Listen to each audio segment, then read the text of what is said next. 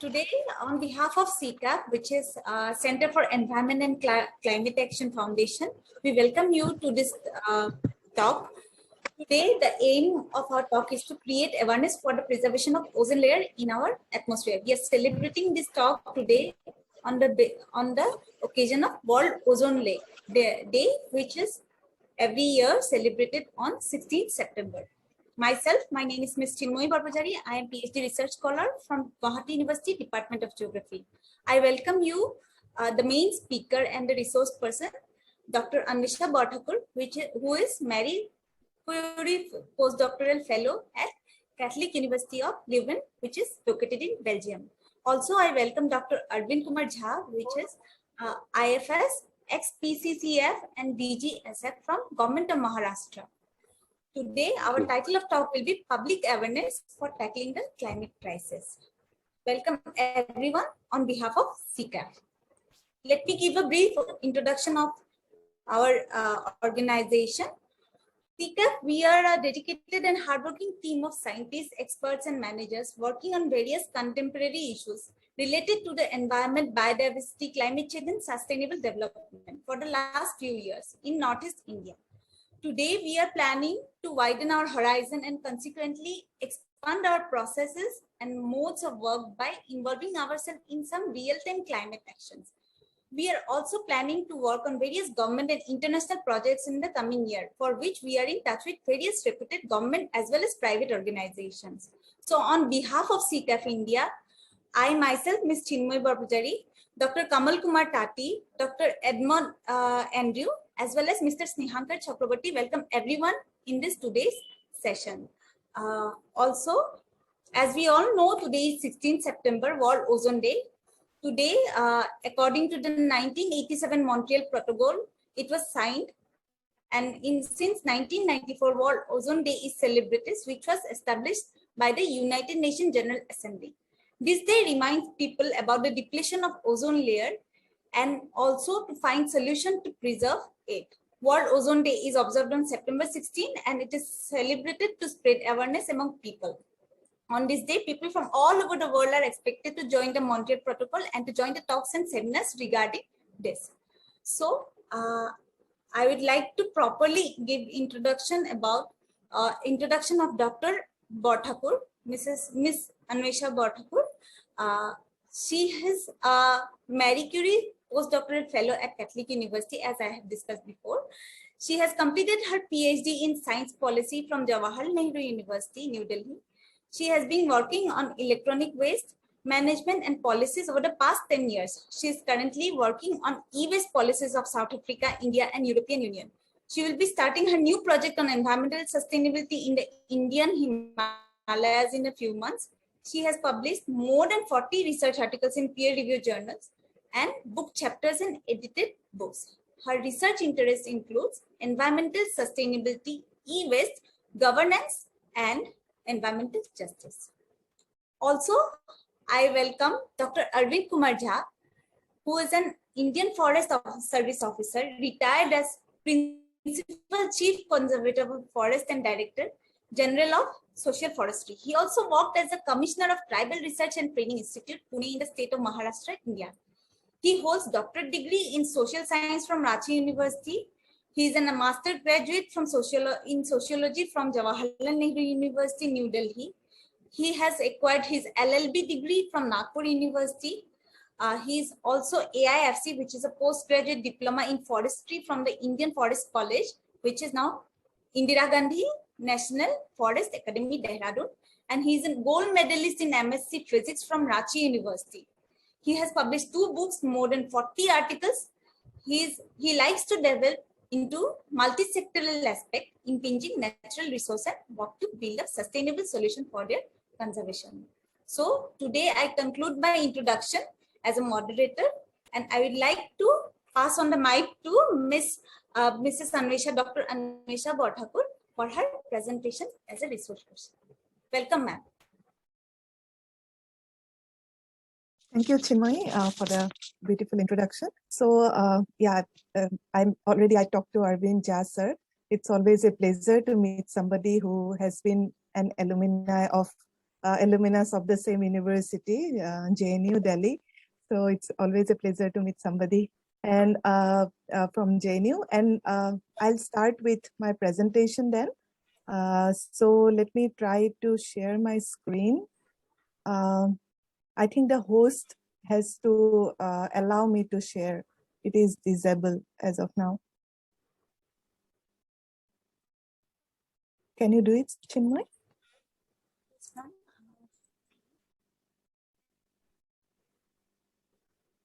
Ma'am, I think you are.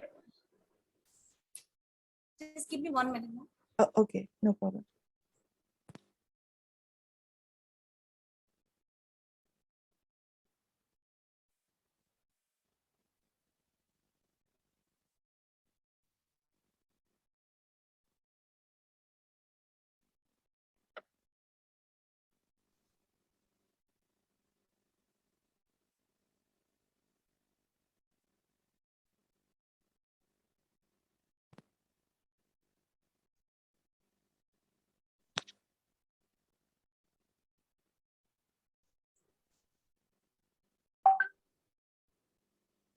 Ma'am, I think it is available.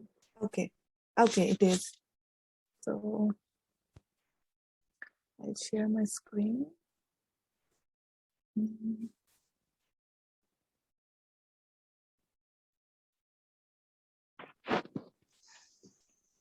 Can you see it? Yes, ma'am. Okay. Put it in the, yeah. So good evening to all of you. Thank you for giving me this opportunity to present on the occasion of World Ozone Day. Today, I'm going to talk about public awareness for tackling the climate crisis.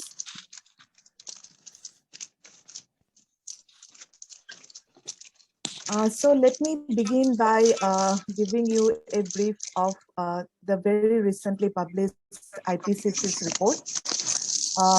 Many of you already know that IPCC is the Intergovernmental Panel on Climate Change. It is basically a UN body which is responsible. Can I say something? It's very noisy. Can you, Chinmoyee, probably put everyone on mute? Yeah, it's better now. Yes.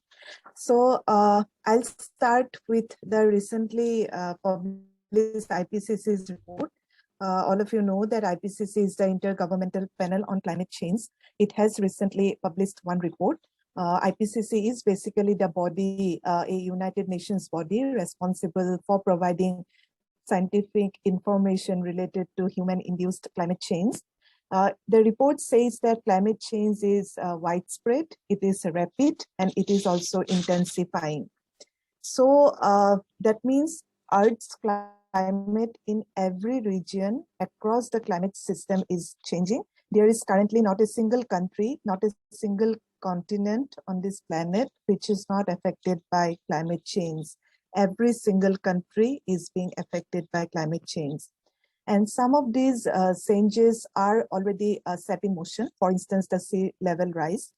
And one of the very important thing about it is that the sea level rise, which is currently we are observing these days, it is irreversible. We cannot reverse it over the next hundreds to thousands of years. So it is very alarming.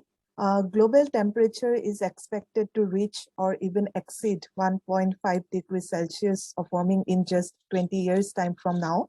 By 2040, it is expected that we will see this 1.5 degrees rise in temperature. And it is already very evident from the fact that the last 5 years have been the hottest on record since 1850. Now, we may probably think that what are the impacts of this 1.5 degree rise in temperature? Many of you probably you might have been thinking that, you know, like 1.5 degrees it's not a very large amount. For instance, now the place where I live in Belgium, it is probably 17 degrees Celsius, but I don't really know if it is 17 or 18.5. So 1.5 degrees, it doesn't really matter. However, it is not the case.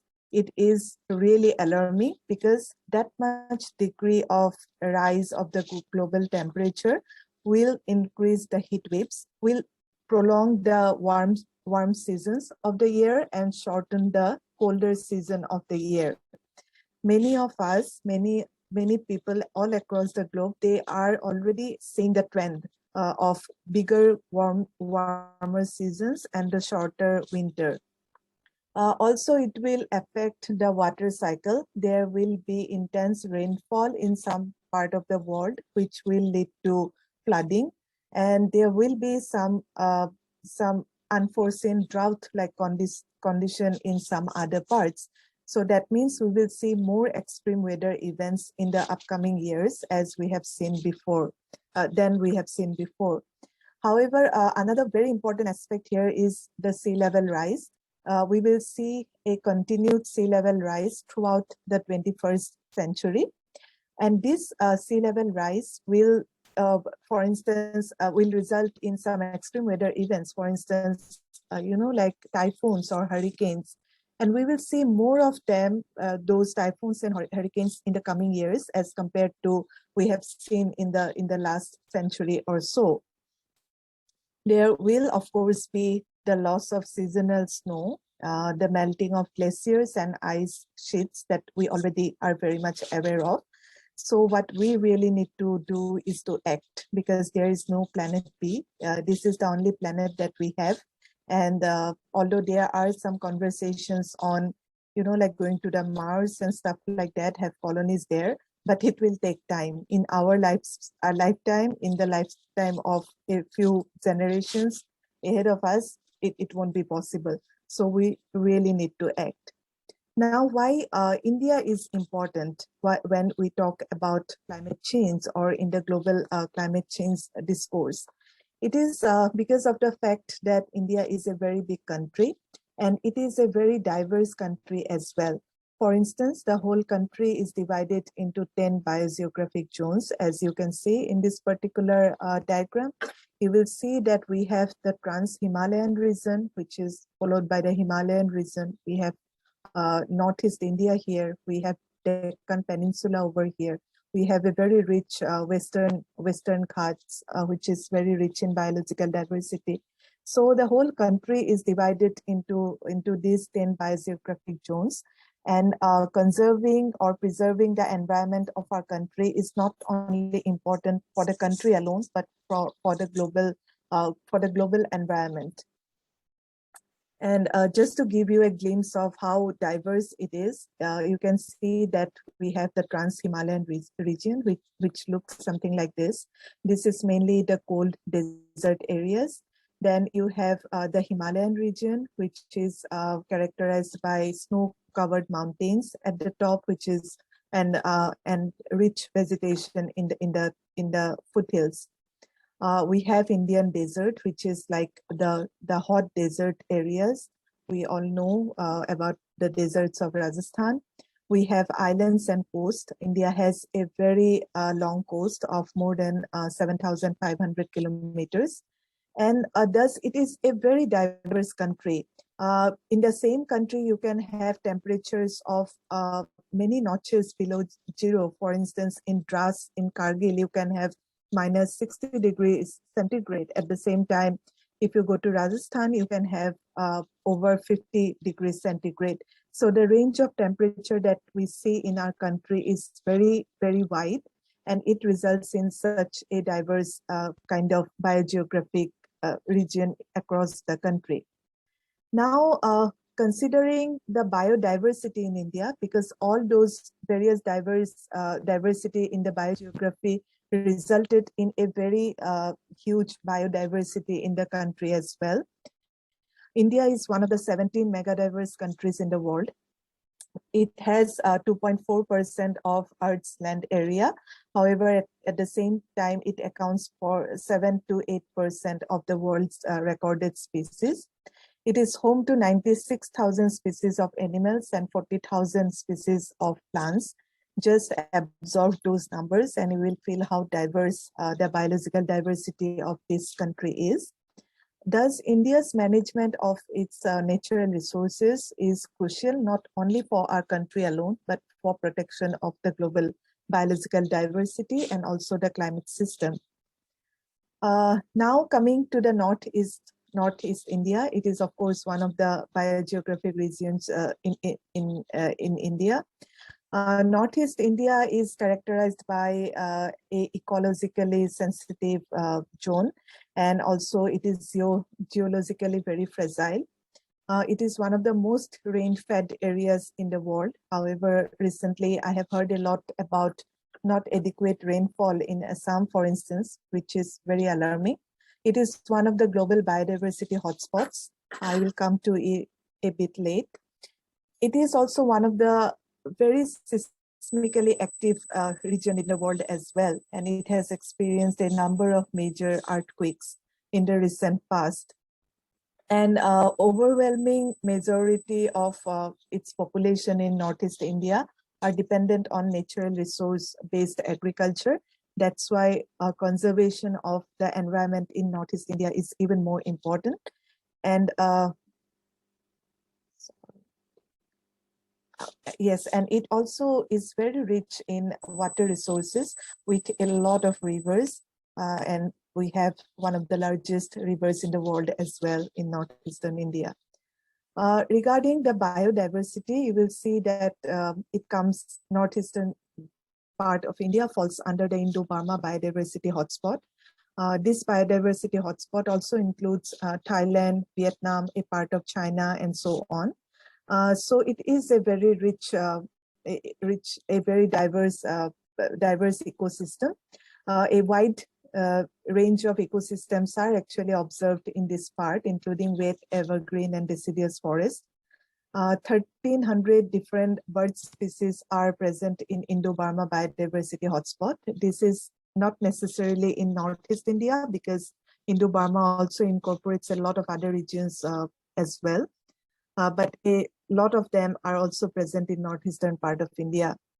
We have a diverse variety of vascular plants, and many of them, over 50%, are endemic. That means we can only find those plants in northeastern part of India and not anywhere else in the world.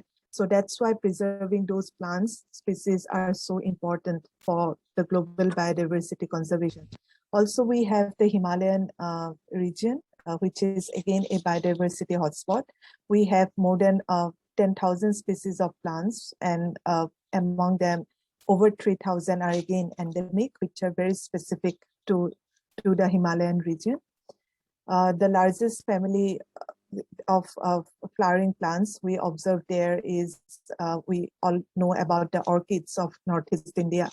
So you can see that the whole northeastern part of India is so diverse. And also if you see the whole country of India, it is even more diverse because we have the Western Ghats, which is very biologically diverse as well. And all the parts of India has some or the other biological diversity significant for the preservation of the global environment. Now, why conservation of India's biogeography is so important? Why should we conserve the biodiversity of India? It is because of the fact that the earth behaves as single system, self-regulating single system. We, the humans, we divide the countries, we demarcate the boundaries, but for our planet, it is a singular system.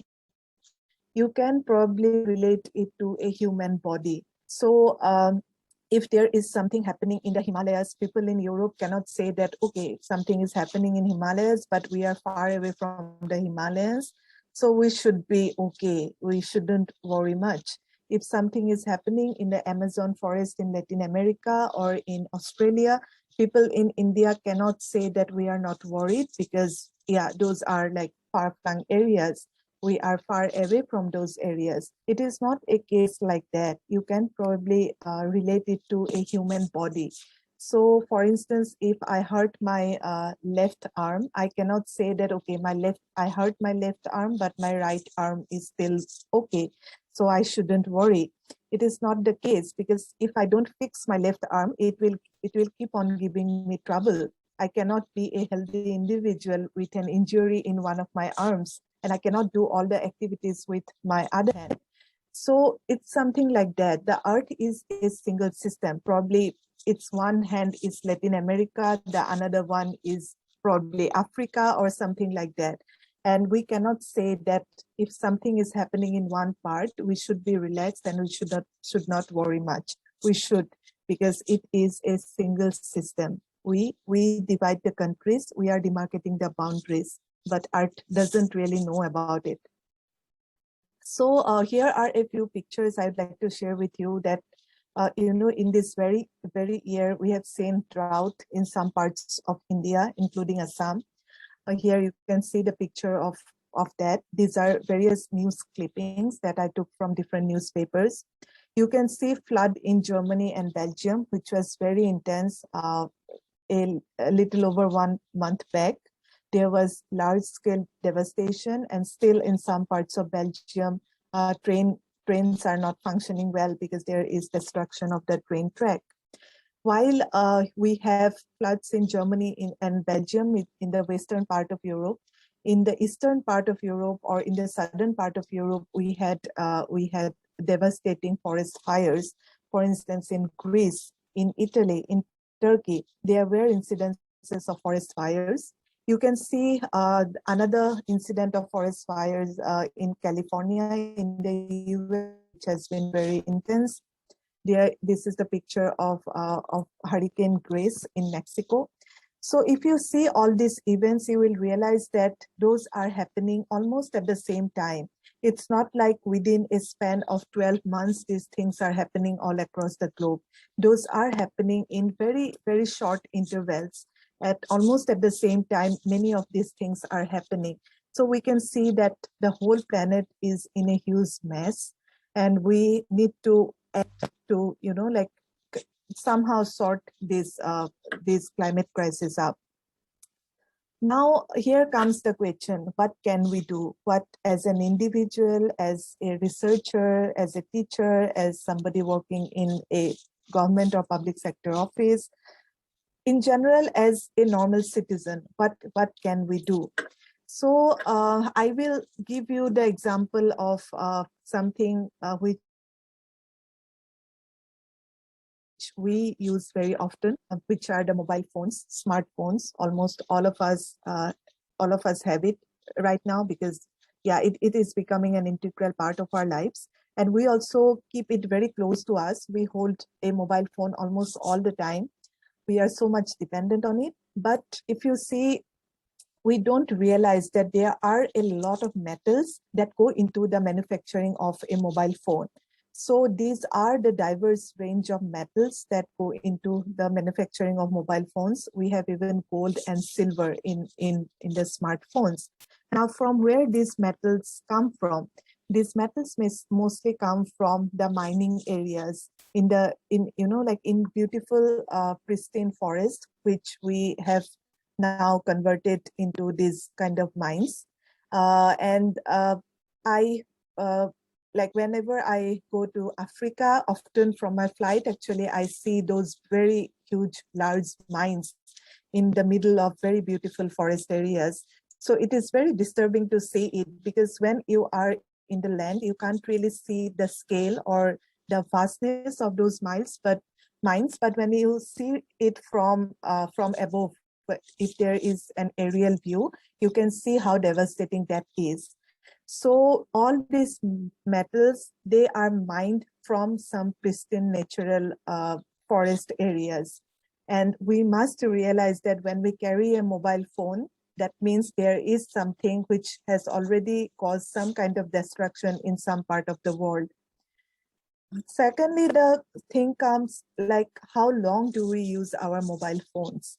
So during my PhD in JNU, I conducted a field research in Bangalore in the lives of mobile phones. I basically worked on electronic waste, and I could see that none of my respondents actually said that they use their mobile phones for over 4 years. Most of them said that they changed their mobile phone between 2 to 3 years. Some said that between 3 to 4 years, but nobody said that they used their mobile phones for over 4 years. So you can see how the lifespan of mobile phone is getting shorter and shorter. And when the lifespan of mobile phones gets shorter, what it results to? It results to a kind of waste that we know as electronic waste. Now, what is basically electronic waste? Mobile phone is just an example of electronic waste, but there are many. Electronic waste is also known as waste electrical and electronic equipment. It basically signifies all the discarded appliances that utilize electricity for their functioning. So every equipment with a battery or a plug at the end of its useful life is an electronic waste. It has a remarkable growth rate of 3 to 4% per year. It is relatively a new addition to the waste stream. However, at the same time, it is one of the fastest growing toxic waste streams in the world. According to the United Nations University, 44.7 million tons of e-waste was generated in 2016.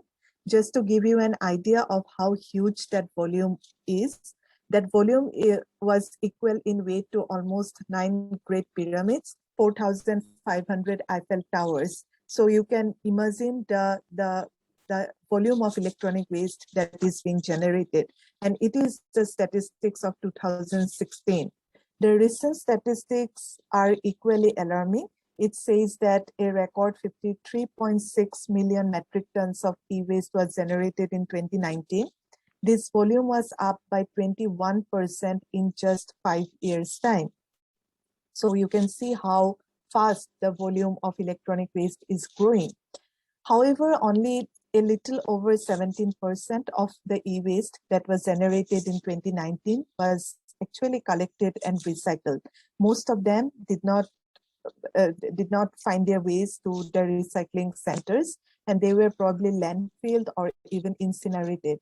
By 2030, e-waste volume will reach 74 million metric tons. That is an overwhelmingly large volume.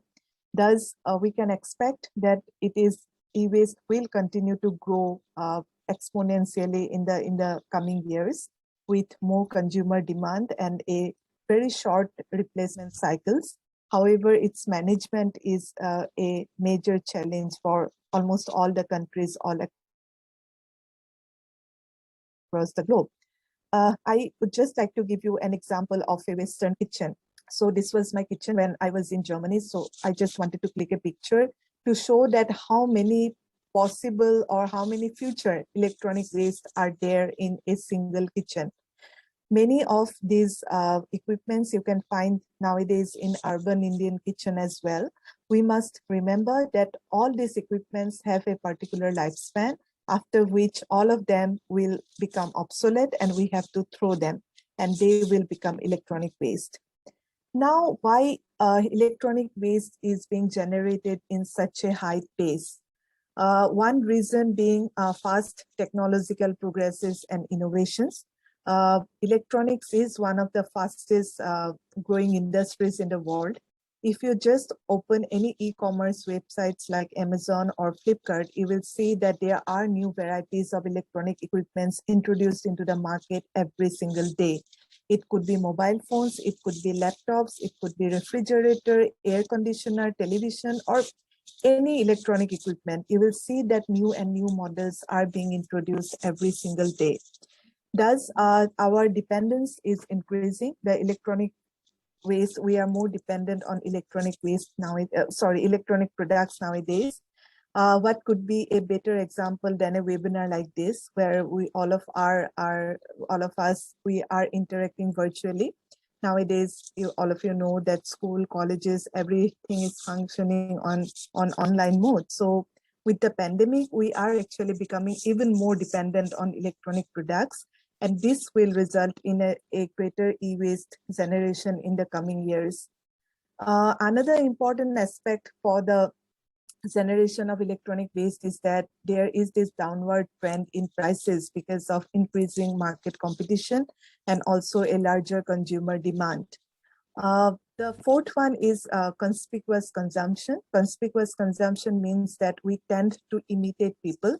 So if somebody has a very fancy mobile phone or a computer, we tend to buy similar products as well even if we don't really need it. Most of the people, they don't really know what are the functions that are present in their smartphone or their computers. They don't even use it. They don't really need it, but they end up buying due to peer pressure and stuff like that, which is very, very alarming. Uh, Also, another fact is that there is this concept called planned and premature obsolescence. Nowadays, electronic products are manufactured in such a way that they become obsolete after a specific period of time. Those are not made for long lasting. Those are made for, shorter lifespan, and they become obsolete after a specific period of time, so that customers end up purchasing more and more electronic products. They are made in such a way not to last longer. And this results in a kind of a throwaway society. Unfortunately, many of us are a part of. I'm sure all of us probably have at least one or two extra mobile phones with us, even if we don't really need it, but it's still there somewhere inside our drawers or somewhere. So this is why the generation of electronic waste is increasing a lot.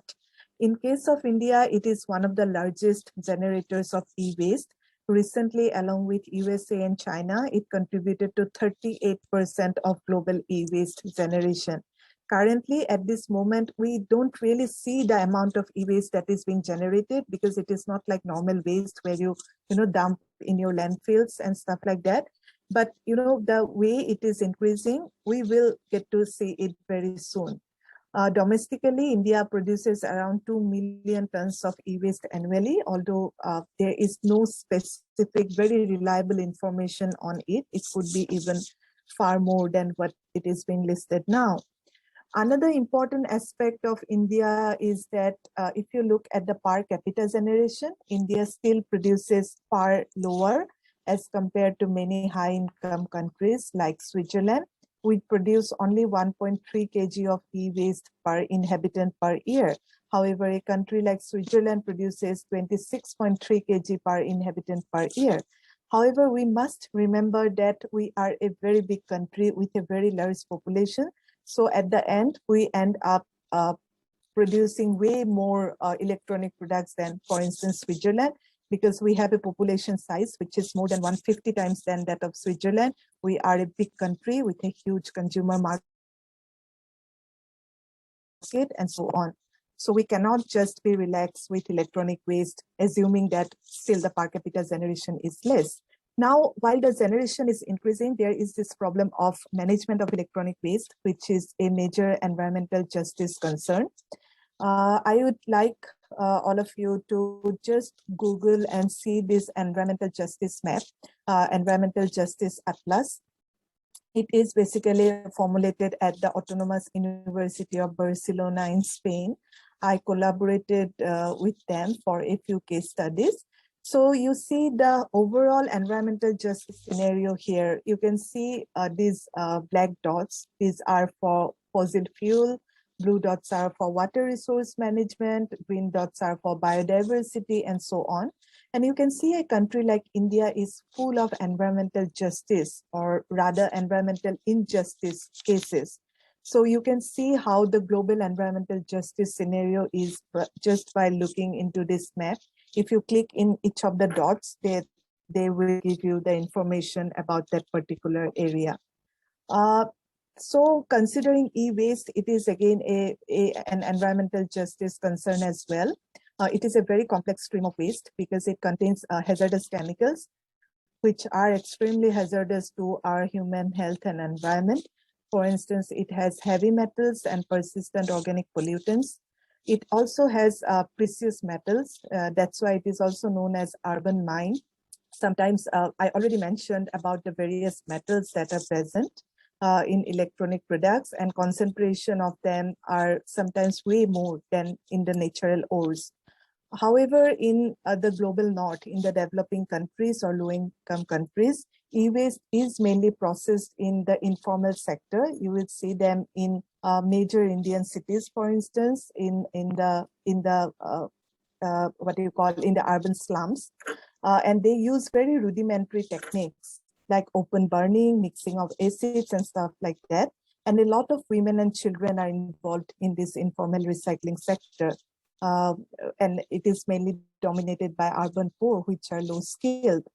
I just want to show you the informal recycling sector or informal recycling sector, the difference. You can see the formal recycling sector, how it looks like. It's here the people are wearing safety gears. It's a very formal kind of a setup with health and safety measures. But if you look at the informal recycling sector, you will find something like this, where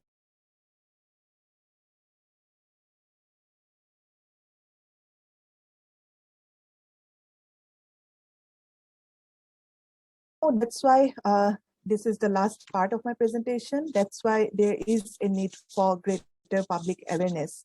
While we purchase a mobile phone, it's not only we are purchasing it, it has its implications in the natural ores, in the virgin forest areas, and also in the e-waste management system, where a lot of informal activities are going on. So probably there are a few questions that we can ask ourselves while we decide to purchase a new electronic products, not necessarily a mobile phone, but of any electronic products. For instance, we can ask, do we really need that product? Do we really need a new phone, for instance?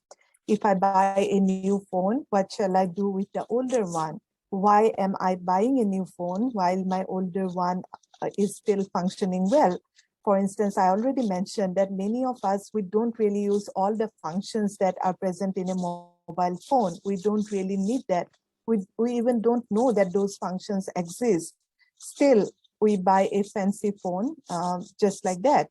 So we can probably ask a few questions to ourselves. How do I responsibly discard my mobile phone? Should I give it to, for instance, a cousin who needs a mobile phone? Should I give it to my house help who will be probably benefited from this action of mine?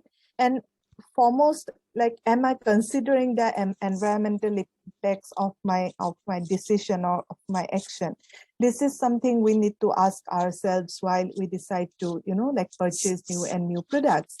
I will give you two examples which came through during my PhD. So this person was a professor at a university in Bangalore. So he said that, he had this Nikon camera. Oh, sorry, this was not the professor. This was somebody working in the IT sector. So he said that he had a Nikon camera, and after 2 years of use, it developed a kind of a crack. Then he wanted to repair the camera, but the manufacturer said that they will take some 2,600 Indian rupees to repair it. But at the same time, there was some sale going on in Amazon, and by paying 400 rupees more, he could actually have a new camera with a higher resolution. So this was like 4 or 5 years back. So the price was still very low. And you can see like how market is working. Who will repair an electronic product while, by paying a few rupees more, you can have a new one.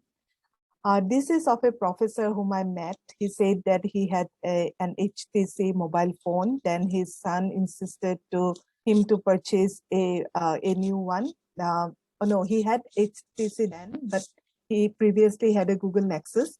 But this person was not ready to, like, sell his mobile phone in the second-hand market or give it to his maid or house help, because he actually thought that, like, he purchased the mobile phone in such a huge amount, in 28,000 rupees.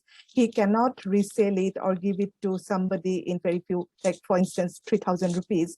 So that is something probably many of us could relate to. And it is, again, not a very healthy practice, because, as I already mentioned, e-waste could be urban mines. 300 grams of gold per tons of mobile phones could be extracted from urban mines, which are like heaps of electronic waste, while only 5 grams of gold per tons could be extracted from natural ores. Gold is a very good conductor of electricity. It also doesn't lose its property, and that's why it is present in almost all the electronic products. And economists are actually pointing out that if the generation of e-waste is huge, we can actually extract the metals from electronic waste rather than going to the natural ores and extracting it from theirs. But the thing is that we are not disposing electronic waste. Many of our electronic waste, particularly the smaller items, are still lying somewhere in our house. And we are not considering urban mining option even for bigger products. So in case of electronic waste, if we can have urban mines, you will see that we will have something like this. We will extract all the metals and it will result in a kind of a circular economy. And we won't have something like this, which is a natural ore. So I just gave you an example of electronic products. It is just one of the many examples. And manufacturing of electronic products, many of them actually release ozone layer depleting substances. That's why electronic waste is so important. Electronic products are so important and their use is so important. So there are many other examples. For instance, the car or the bikes that we use, particularly in Assam, I see a lot of it. And the thing is that I have seen people not going, like taking a walk from even half a kilometer or 1 kilometer. They will take their car or bike to do so. The thing is that if you walk, if you cycle, it's good for your health and it's also good for the environment. But like in every roads, in every city roads or the town roads, you can see only bikes and cars all over. Here we can learn one thing or two from a country like Belgium, for instance. Here, actually, nowadays, roads are made in such a way that those are car and unfriendly and bicycle friendly. So roads are made in such a way that people are discouraged to use cars and they will cycle or walk more. We even know about the single-use plastics, for instance. We can easily carry a bottle with us, then we can refill it, but we end up buying these single-use plastics all the time. Another important thing is the cloth. The textile is one of the most polluting industries in the world. It releases dyes in the rivers, which are really harmful for the aquatic life. But we end up having so many clothes, and some of them are lying somewhere in our almirah, and we don't really use them. But still, we end up purchasing more and more clothes every now and then. Now with Diwali and Durga Puja coming, I'm sure like many of us already probably are planning to have a newer clothing. Another thing is probably food waste. So we tend to waste a lot of food in our house, in the restaurants and so on. And it also results in greater emission. Food production is very very big industry. It releases a lot of ozone layer depleting gases or even greenhouse gases. So when we waste food, it doesn't make any sense. We are harming the environment even more. Another thing, probably the air travel. Air travel is one of the most polluting kind of travel in the world. That's why probably we have to invest more on railway travel or bus travel rather than traveling short distances in a flight. What can we do? Already I said that we can cycle, we can walk. Those are very good for our health and also very good for the environment. We can do both of them. We can have a repair culture where we repair our electronic products or any kind of products rather than, purchasing new ones. There could be second-hand markets, which are really popular here in Belgium. Almost everything in my home in Belgium are from the second-hand market. Those are not bad products. Those are like fully working products, but those are from the second-hand market. And also there is this concept here that mostly when for instance, I will be shifting to Germany next year. So what will I do with the kind of products that I have in my household? For instance, the cups and glasses and dishes and stuff like that. So I can just keep it inside my home, and anyone who finds them suitable or useful, they can just pick that up. So, like rather than wasting them, I will try to recycle it. It's a very common practice over here. So we can do these very small lifestyle changes, and which will be very beneficial for the environment as a whole.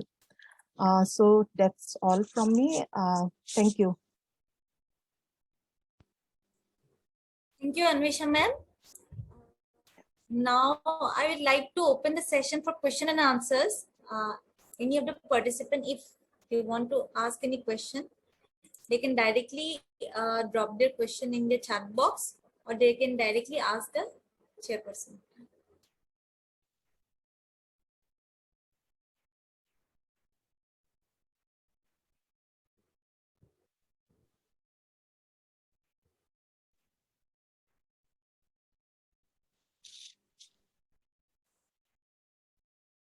If anyone wants to ask any question, we are open for question and answer.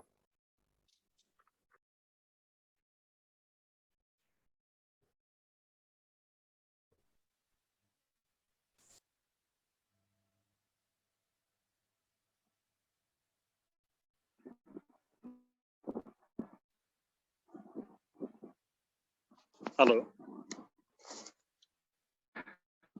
Hello. Am I audible? Yes, you are. Yes, Tim. Yeah. I just want to know if see if the governments of concerning countries are not aware and they are not bothering about these things, what people like we can do just you have already said that lifestyle changes, but what it is about the market and market regulating authorities? I think you got it, no? Yes, yes. Oh, that's something like with a country like India, it is even more complex because we are an emerging economy. We are aspiring society. You can go and tell people to buy mobile phones or not to buy a computer or any electronic products. But the thing is that what I miss with respect to these countries, the European countries and in India, is that still many people in India are completely ignorant of the climate change. They don't even acknowledge that there exists something like climate change. While, like school children in these countries, from school children to university children to the normal citizen, many people are way more aware. So what we can do is like, we can probably help in having this kind of conversation in school or in colleges in their curriculum. And in a democracy, actually, people can do anything. So it's the power is always with people. So we cannot say that, like government is not doing something, so we cannot do. It's a democracy. People can do anything if they like. So it's our duty to push the government to act on climate change because we live in a democracy. It's people's country. Thank you. Thank you.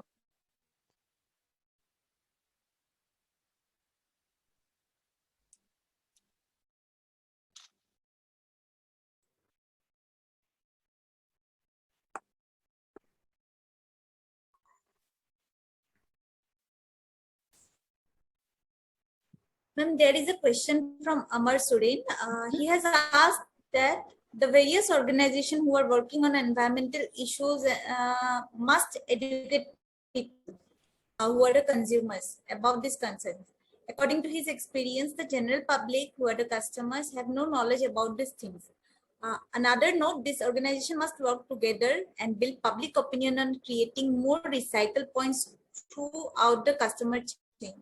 His point of view is in this world only two parts, buyers and sellers. So unless the until common people aren't aware, then we might be helpless. Okay, he hasn't asked a question. He given suggestion. No, it's a good comment. I agree that like general public, they don't really have any knowledge about this kind of, especially while I was talking about electronic waste, they don't really know about like electronic waste or what are the metals in the electronic waste, how much we destroy the environment to make a single mobile phone or a single laptop and so on.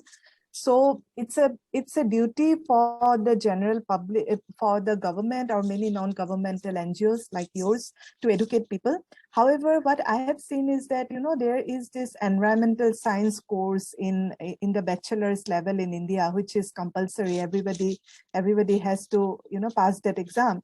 But it was my husband, he teaches at University of Delhi. So while we interact with the students, it's mostly like they just pass the course just for the sake of it. Don't really about the environment. They are just passing the courses. So it should not be like that, you know, like until you you educate people, educate the children to value the environment. For instance, how many of us know the northeastern part of India well enough, although we were born and brought up there? How many of us know the India's biodiversity and how important it is? So the thing is that awareness, as rightly mentioned by Amarjyoti, awareness is the key. Unless people are aware, you can have the laws and the rules, but they won't be successful.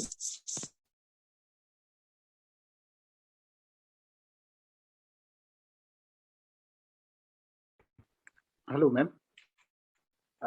Good afternoon. Good afternoon. Actually, I have heard that India is becoming like a dumping ground for electronic products. Many products which are not sold in other countries are being sold in India. So this is how this danger. I feel like that. So what can be done to stop this? Yes, that is very true. Many countries in the global north, they send, or the developed countries, Western countries, they send their electronic products, not only electronic products, even textile and plastics and so on, sorry, to countries like India for recycling, because we have these very big recycling hubs. There is this convention called the Basel Convention. Basel is a place in Switzerland where there is this convention took place. The convention actually banned the transboundary movement of hazardous waste. So you cannot move hazardous waste from a European country to a country in Africa or a country like India or China and so on. However, the loopholes in the Basel Convention is very convenient to find out. For instance, you can send electronic waste in the name of donation. So you can say that these are the working products, and in India, it will be useful for some, you know, like low-income households and low-income companies and stuff like that. And we are donating it to India or in Africa and stuff like that. But those are basically electronic waste. In India, as soon as it reaches the ports, it will directly go to the informal recycling sites in major Indian cities, in the slum areas.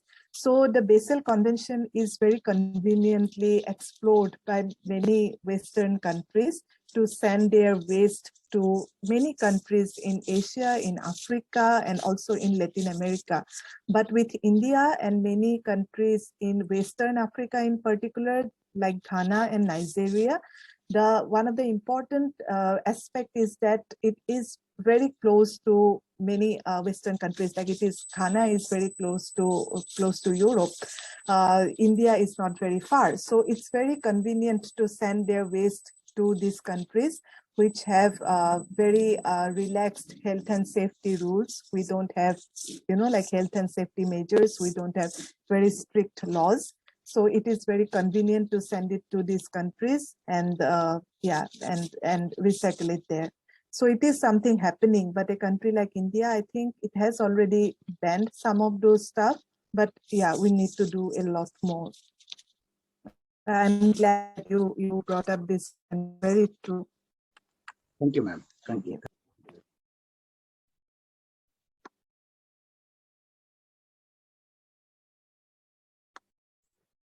Okay. Now we would like to move on to the next session, which is remarks by the session chair.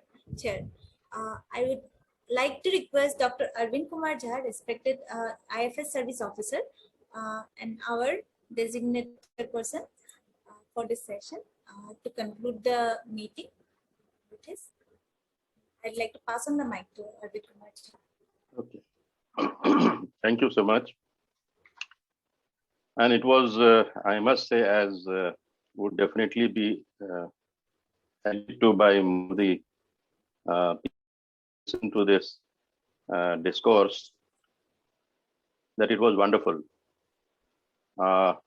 The discourse took us from India to global level, and from global level to India, and then international issues and all those things very smoothly and very nicely.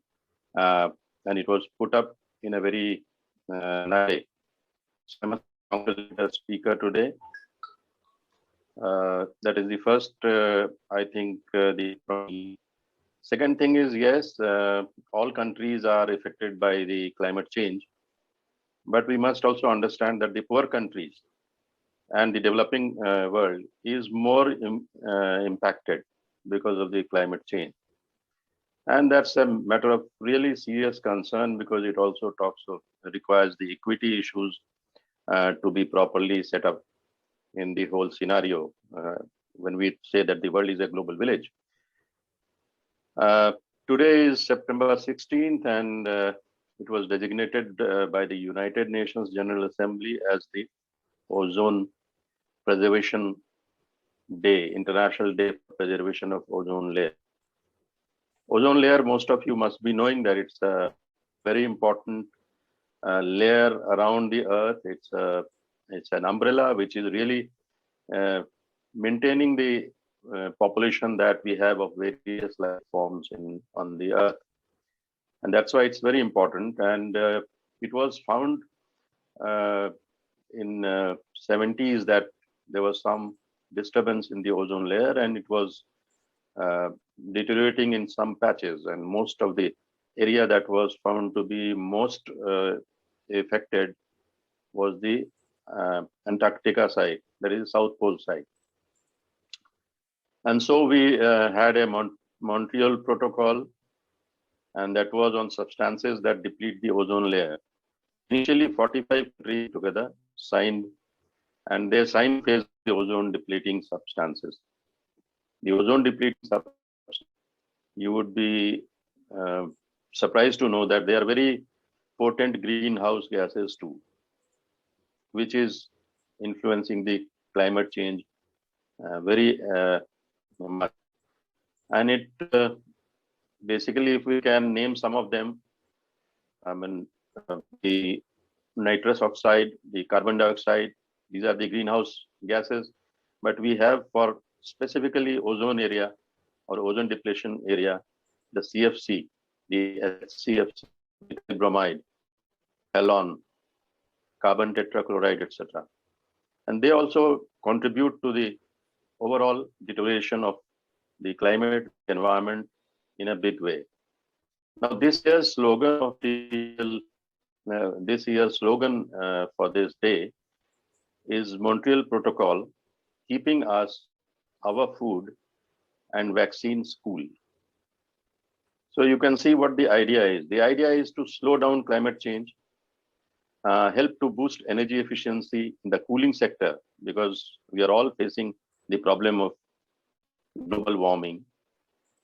And all this will definitely contribute to food security, as was nicely put up and pointed out by the speaker today.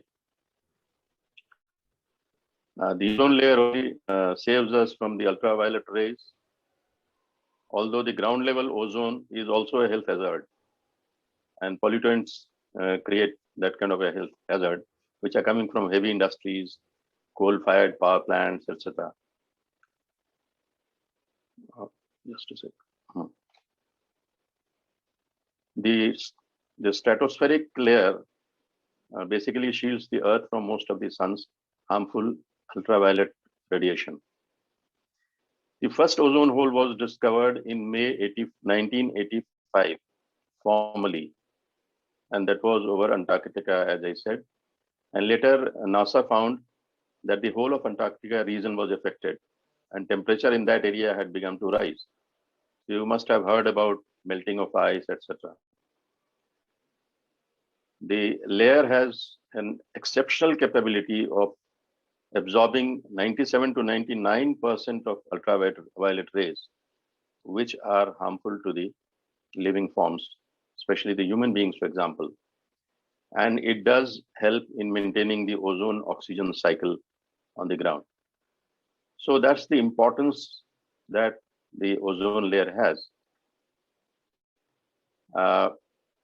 However, this year's study, it has been shown that it is very similar to the one of 2020, that is 2020, which was amongst the deepest and the longest lasting. And it closed around Christmas. So it has a seasonal variation also. And unfortunately, the 2021 ozone hole is amongst the 25% largest that have been recorded since 1979. So we have a part of it as a success story also, that at least the countries, they came together, combined their efforts to reduce and check the ozone depleting gases, and which was influencing the ozone layer. But I think with the kind of various inputs that are coming from the climate change issues, from the way we are managing things, the way we are thinking of development as a very different thing, which may even sort of harm the environment, but yes, development must go on. I mean, those kinds of mindsets, all of them together, they have,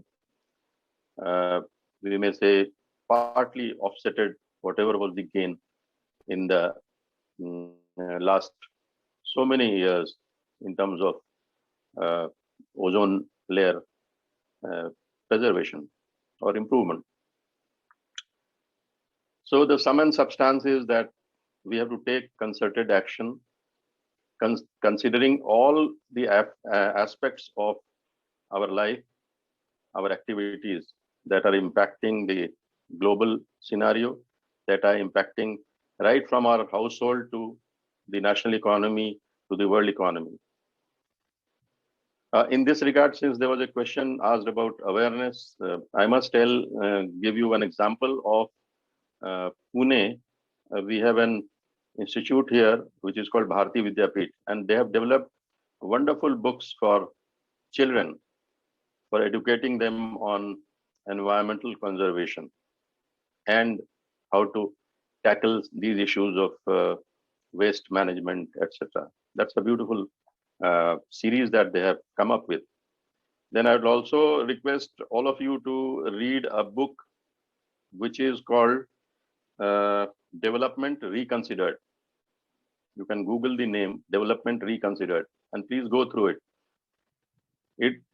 It says that how we can lift the economy of an area, but not think of really damaging all the systems that we have. And that's a very out of the box thinking, in fact. And I'm sure you would like to read that and enjoy it and learn from it. And therefore, we have to take action on all fronts. Stop deforestation, conserve forests, plant trees, check global warming by selecting green technologies, promote the concept of green budget. Fortunately, recently, I think Telangana Chief Minister, he said that he is going to have a green budget for his state. That's something very interesting and very important. Then going for alternate fuels and reuse and recycle, as was pointed out by the speaker also, and ultimately save our earth, not just at the ground level, but also at the level of the stratosphere. So imagine what kind of responsibility the human beings have today. We just don't have to work on the ground here. We have to take care even of the level at the level of the stratosphere. And that's why on this day, we must, number one, remember that there are many people who are very dedicated to improving the environment. They are fighting it out with various negative, working against the negative forces, against people who are calling development per se, which is even not considering environment. And there are so many people who are working on it. and we must have this movement on and carry it forward for the benefit of not just our country, but for the benefit of the whole world. That's the message I think we get and we propagate. We make people aware of this kind of a thinking. And I think that will be a step that we can go ahead with. I thank organizers and thank you so much for giving me the chance to speak on this and hear a very educative lecture session by the speaker today. Thank you so much. Thank you, Dr. Jha. I would like to. Yeah, can I just quickly respond to Jha sir's comments? Yes, Sure. so, yeah, so I studied my bachelor's and master's in Bharati Vidyapith. So that's where, like, from where I learned about the environment. And one of the very important things I have noticed is that many people, they study environmental science, they learn about the environment, but just on paper. But that's an institute which actually asks you to, like, be proactive with the environment. So I studied there. And thank you for your comments. Yeah, it's really, yeah, it's very encouraging, I'd say.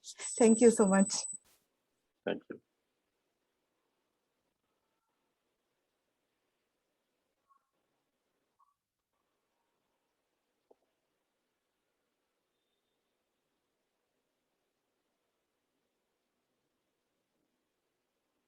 And it's nice to learn that we are both from the same Jawaharlal Nehru University.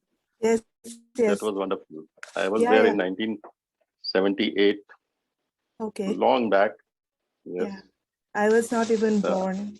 I born 10 years after that.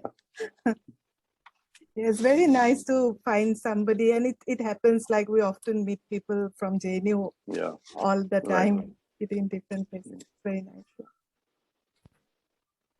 Yes, Dr. Jha, I have a small query. Actually, I am a village farmer, like, means I'm living in a village, and I have heard in many meetings that this year will be the most coldest year in I think 100 years or something. This is a general rumor what we are getting in the meeting, but maybe what Madam has said, you were telling about the fire and other thing, those can be the impact of that. Maybe I think the coldest time of century, maybe that may happen, I think, but I am not sure, because this is not based on scientific research or anything, but this is a rumor what we heard in our meetings and other, that means disclosed.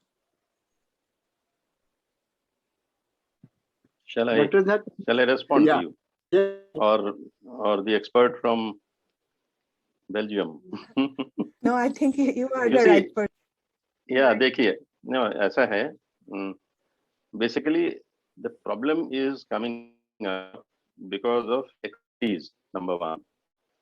So it's not that a particular year you will find cold, and cold. Everything will be below a certain level. No. It could be extreme cold. It will become extremely hot. So those extremes in the climate that are creating problems. Problems like, you see, if there is, when you were having a summer period, obviously the monsoons were supposed to be attracted, etc., you all know that.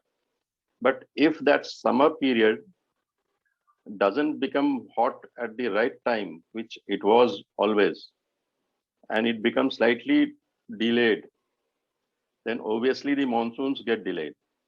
And by the time monsoons get delayed, your agriculture gets delayed. The productivity goes down. That is on the farming side. But in nature, the small plants, the insects, etc., the pollinators, their cycle is also there already existing of birth and death. So at the right time when the flowers will be there, that time pollinators will not be there, and there'll be suddenly a total devastation of a particular type of crop in nature also. And you know that forests are the repositories of all the things that we consume today. You have forest rice, forest bhindi, forest moong dal, forest, everything, all these, the parents of all these things, cereals and vegetables, they are existing in the forest. And they follow the normal natural cycle. And they are adjusted to that. But when because of our intervention, things get shifted or the things become extreme, then that gets disturbed. And that has some impact, which today we may not be able to really understand or perceive. But it will become devastating after some time when it will go out of gear. Similarly, rains. You see, earlier you had certain period of rain, the distribution of rainy days, that was very important. अब आज देखेंगे आपकी भाई within 3 days there will be 100 mm, huge rains. उसके बाद another 30 days nothing. So these rains also. So the kind of climate that has been suited to our agricultural systems, our production systems, our natural systems, our wildlife, our insect life, everything. If once that gets disturbed because of us, so we are ultimately harming our own future. And that is where the issue comes up. इस साल बहुत ठंडा होगा, मतलब a particular day may become very cold, but not the whole year. So that is the kind of disturbance, that is the climate disturbance. And the biggest calamity, biggest casualty of the climate change is the agriculture of the poor people, the tribals, the people in the interiors who don't know how to really deal with it. उनको लगता है भगवान ने बारिश नहीं दिया इस बार. Right, it's all, but we are the people who are in the cities. Well, we are trying to harm everything that will ultimately harm that poorest of the poor guy who is in the tribal area, village or interior areas. So that is where we have to become more responsible towards our own people and the have-nots. I told you that it impacts mostly and most adversely the have-nots, the poor people, the developing countries. Right? Right. Thank you very much, Jas. Thank you. Is there any more questions?